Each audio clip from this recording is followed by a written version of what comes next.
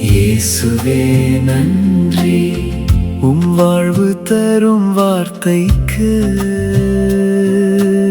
இறைவா நன்றி, உயிருள்ள வார்த்தைக்கு. மத்தேயு எழுதிய நற்செய்தியிலிருந்து வாசகம். 18ஆம் அதிகாரம் 15 தொடக்கம் 20 முடிய.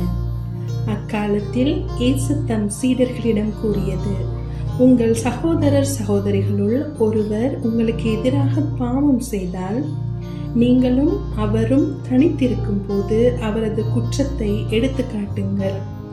அவர் உங்களுக்கு செவி சாய்த்தால் நல்லது, உங்கள் உறவு தொடரும்.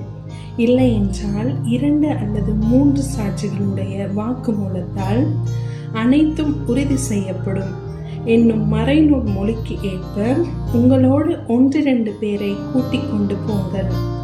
அவர்களுக்கும் செவிசாய்க்காவிடில் திருச்சபையிடம் கூறுங்கள்.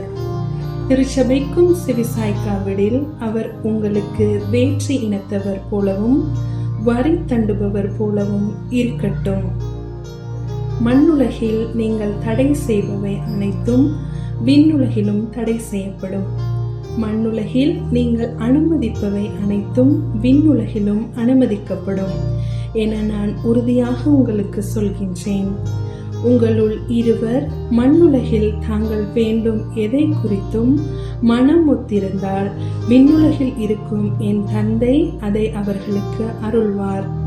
ஏனெனில் 2 அல்லது 3 பேர் என் பெயரின் பொருட்டு எங்கே ஒன்றாக கூடியிருக்கின்றார்களோ அங்கே அவர்களிடையே நான் இருக்கின்றேன் என உறுதியாக உங்களுக்கு சொல்கின்றேன்.